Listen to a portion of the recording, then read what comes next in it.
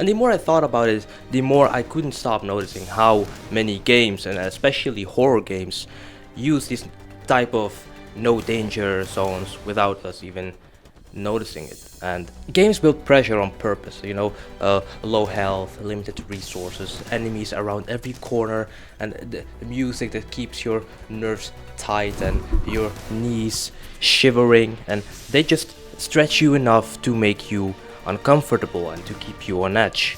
And suddenly, while you're running away from the big Mr. X or the Nemesis or whoever it is, you open a door and everything kind of shifts, The music softens. You enter a cozy room with one lamp here and one lamp on the other side of the room with still some shadows, but still kind of warm, and the danger really pauses, and for a moment you can really breathe again. The world outside didn't really disappear at all. It's just kind of on hold, but you've stepped into a pocket of relief, and that relief only works because you kind of trust it, which is why that tram you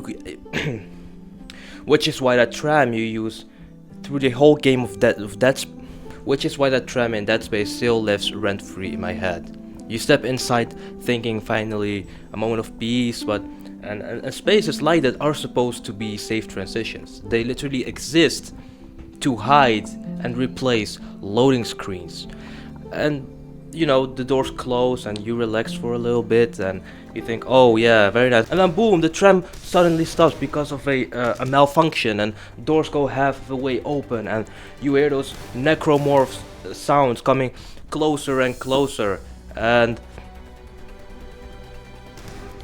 you get really scared, and the tension is really high. Really fuck that tram, The game takes that expectation of safety and just kind of flips it on you. And that's the thing. Safe rooms aren't really about safety, they're about contrast, if you know what I mean. So fear only works because relief exists. And without those pauses, intensity just turns into noise and your brain kind of stops caring about them. And that's why the soft piano in Resident Evil Safe Havens hits so hard. That's why the glow of a bonfire in Dark Souls feels like a reward, even though nothing in the world actually changed. It's the interruption of chaos at exactly the right time. And so today, that's why I want to break down why those moments work so well. Hold on, let me just sit down a little bit.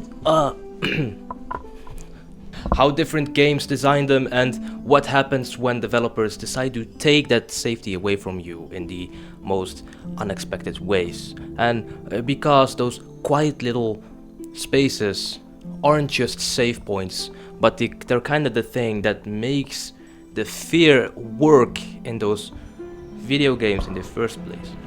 So they're not the break from fear, they're what makes it hit. Take away the calm and the terror doesn't really stick.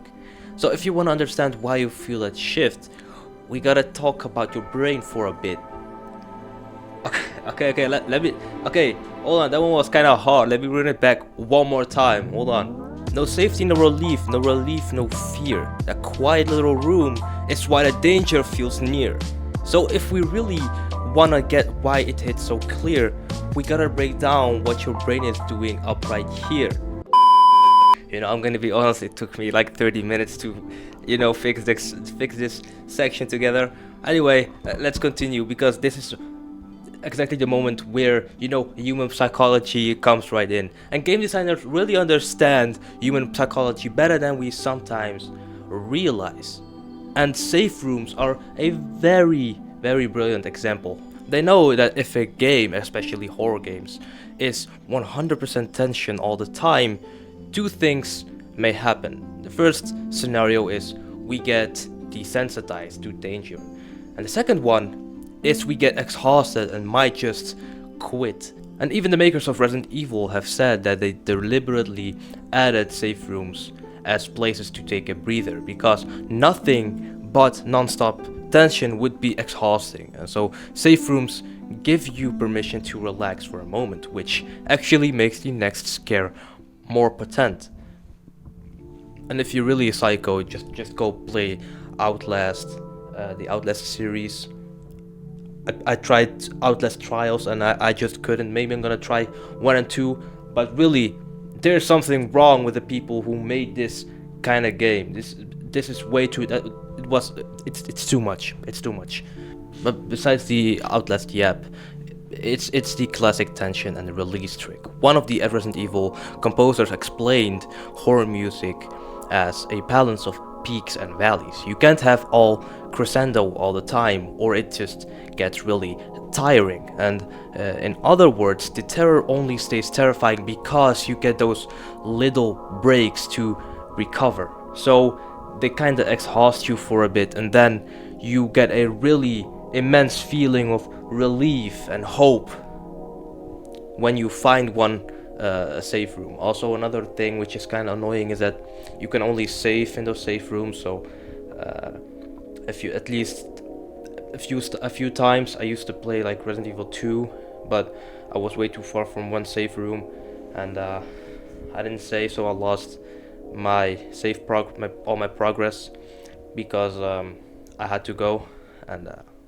yeah, yeah. And also, there's even a little bit of neuroscience behind it, and oh boy, here I go getting a little, sciencey. Researchers note that when you survive a frightening encounter and then find refuge, your brain releases dopamine, giving you a wave of relief and even pleasure. You know that, yeah, I'm safe, I made it, I don't need to worry anymore. That rush feels really good. It's positive reinforcement that actually hooks you on this cycle of fear and relief. And basically, horror games cleverly make terror enjoyable by alternating it with comfort. Think about it. Its relief wouldn't feel so sweet if the danger weren't so dire, and the danger wouldn't feel so dreadful if you didn't have that sweet relief waiting. They kind of complement each other, and safe rooms act like emotional, reset buttons for this reason. But beyond just relief, safe rooms also spark a little thing called hope. One horror developer pointed out that a huge part of what makes safe rooms impactful is the hope they give the player. The context that you might actually survive this nightmare. And that little glimmer of hope can be incredibly motivating. When you're huddled in that tiny room, patching yourself up, a part of you is thinking like, okay, you got this, and I can make it through. And that optimism, however cautious, pushes you to open that door and, plunge back into the horror outside. And I can't even describe how strange it feels to step into one of these quiet little sanctuaries. You're totally racked, your heart's pounding from, ankle-breaking zombies and monsters, and the big Mr. X and Nemesis chasing you behind you, and your pulse is still racing and every nerve in your body is screaming. And then suddenly, you open the door and you realize that you're not in danger. It's like halftime at a brutal football match, like I mentioned in the beginning. All the tension just pauses for a second. You're not home and you're not truly safe forever, but for the first time you can actually breathe in a well. It's not exactly comfort or melancholy, or also not really plain old hope. And to be honest, it was really hard to trying to describe that feeling in one word, so I just kind of googled the whole scenario, and it gave me the emotion respite. And so I searched what the definition is of respite, and respite is a short temporary break from something really intense, something chaotic.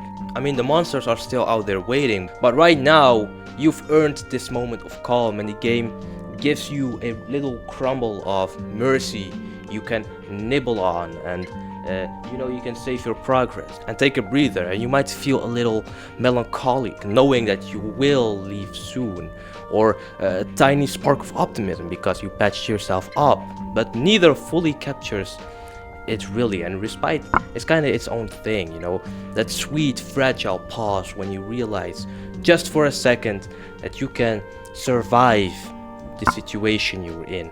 And in these quiet spaces, the world still looks eerily still. dust motes drifts in a sliver of light, a battered armchair sits abandoned in the corner, and peeling paint tells you this room has seen a lot of stories and horrors before.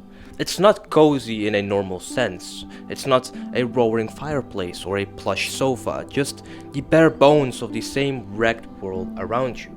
And with that, the game really also doesn't make you forget that you are still in a fucked up situation. And the game really makes sure that you do not forget that this space is just a temporary place for you to, breathe for a little bit, patch yourself up, and that you really need to move on because this is not the end destination. If you know what I'm saying? Do you understand? So, in the safe rooms, maybe the light flickers a little bit overhead, or a broken window lets in a ray of sunlight. You see maybe bloodstains or cracks in the floor, cues that this place belongs to the same nightmare outside. But one thing that really changes the whole atmosphere of that room, and you actually notice how the whole thing has changed, is the music. That it has stopped and replaced by a soft piano theme or even complete silence. In Resident Evil safe rooms, for example, the moment you step in these rooms, the gentle typewriter music hits and your shoulders kind of drop.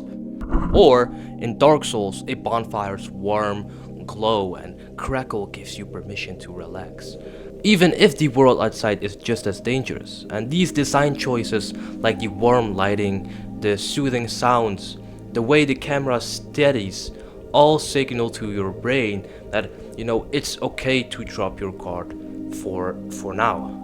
And even the mechanics reinforce it. You sit by a glowing bonfire and refill your health. You pull out ink ribbons and crank the typewriter. You stash bullets in a safe box. These small rituals feel normal and controlled, which is a sharp contrast to frantic combat. The ambient soundtrack fades out, maybe a comforting melody or the soft hiss of the flames takes over, and it's like being wrapped in a warm blanket after a storm. Every little detail is carefully tuned so you know that you are safe, but I don't make it too comfortable, as these safe rooms kinda look like every other area in the game. I mean, if a safe room song had all lullabies, your brain would snooze, so designers often sneak in a note of unease to remind you that danger awaits outside. And then once you step back out and snap, you're terrified again. One moment you were, lulled, and the next you're face to face with the nightmare, whether it is Mr. X, Nemesis, or Shadows, or any other enemy. You open the door into a dark, silent hallway, or turn around to see some unspeakable creatures barreling forwards towards you. And that jolt is crucial. Without it, fear becomes white noise, and we get really desensitized from all the fear and tension and danger. Our brains are really smart in the means of, if you pour pure adrenaline at us for hours, eventually we just tune it out or shut off. The moment of calm resets our nerve, and neurochemically, your body even rewards the relief. Surviving a scare and finding a haven releases dopamine, and you feel a rush of, reward, and you feel like you made it, and you're like calm again, and the whole thing kind of resets. This safe room high is the hook that keeps you playing and making the terror outside almost addictive. In short, no calm, no terror sticks. And I forgot to mention this in the beginning, but even the composer of Resident Evil's music describes horror as a balance of peaks and valleys. If every moment was a scream, you would quickly stop hearing it. And these safe havens let you drop the weight for a moment, reorganize and change strategies. And yes, also maybe catch a quick break to update your inventory or whatever. And then when that door closes behind you and the music cuts out, your pulse is lower, and suddenly the next monster feels that much scarier. You know, sometimes I really think that I am a slow talker, and because of that I think the video is way too long and I have a lot to say about this topic. So maybe I'm just gonna cut it so it's like I'm trying to make it complete, and maybe I'm gonna make another video with all the additional details and additional things I wanna say. So if you wanna see that one coming later on, maybe next week, consider maybe a subscribe and then a like, and comment something for the algorithm, so other people with the same interests can have a chance to see this as well. Thank you very much, and let's continue with the video.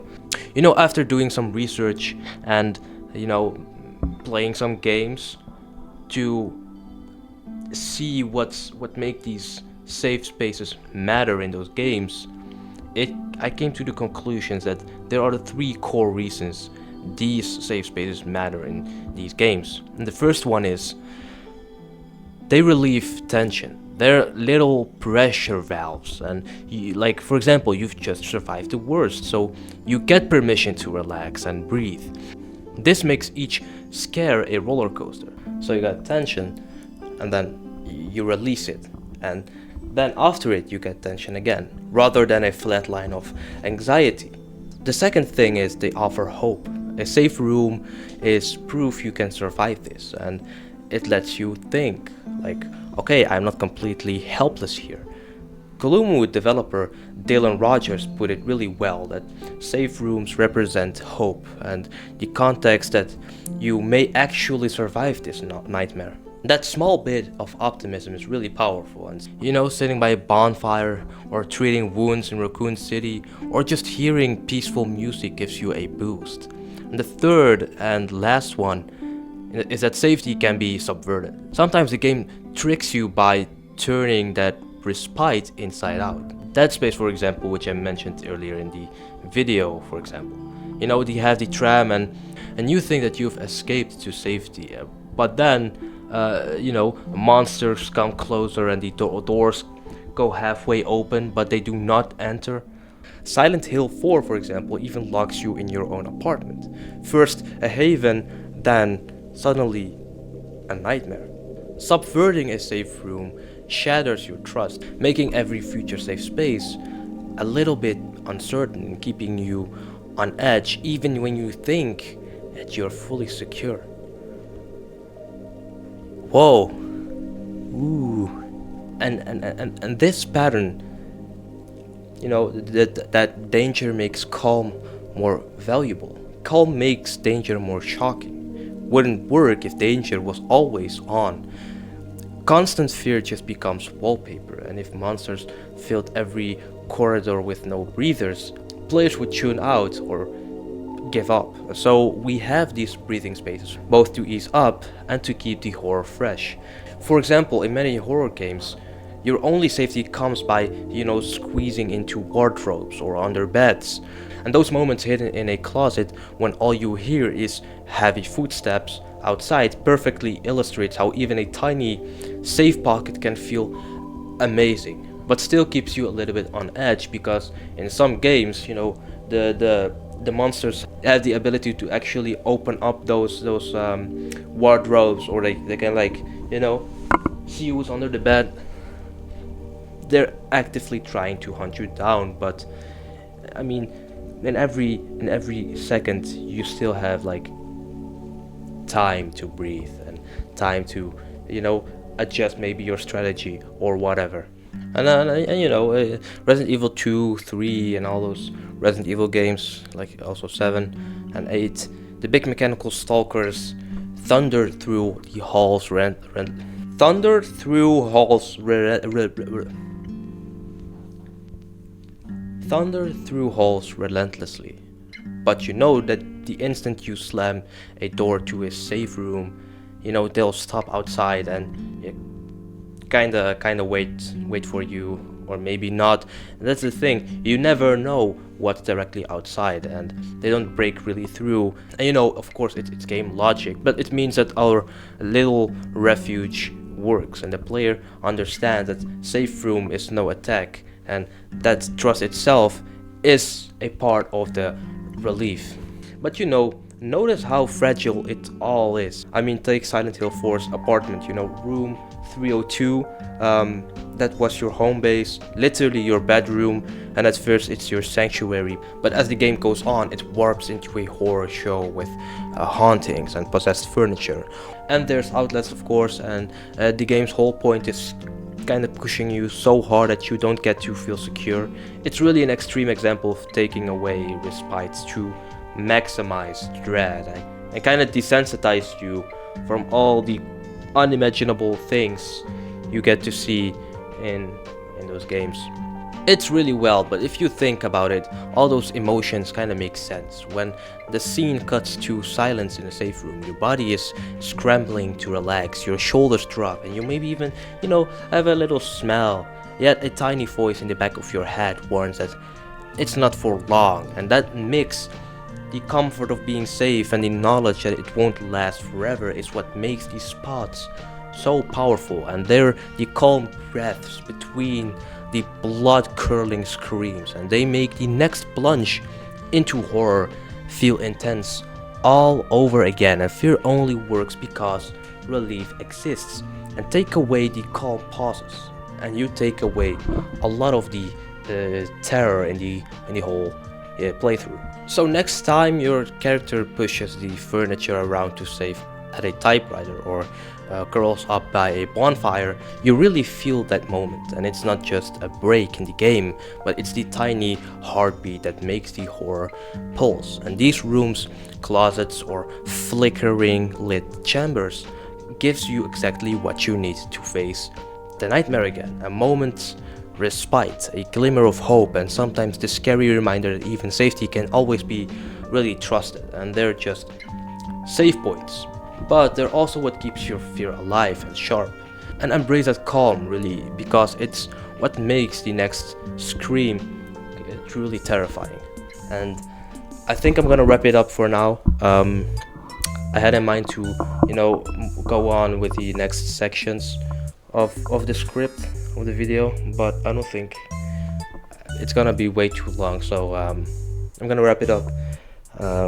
My yapping session about it.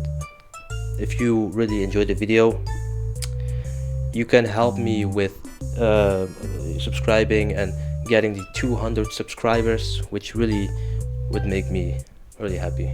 And maybe comment something maybe that I have missed to mention at all. And yeah, thank you so much for your support. I really appreciate it watching my videos, you know. Yeah, I don't have anything to say aside from this. I hope y'all have a good day. I hope y'all are doing good in life, and I'll see you in the next one. Maybe consider watching these videos, maybe this one, maybe that one, and I'll see you on the next video. Bye bye.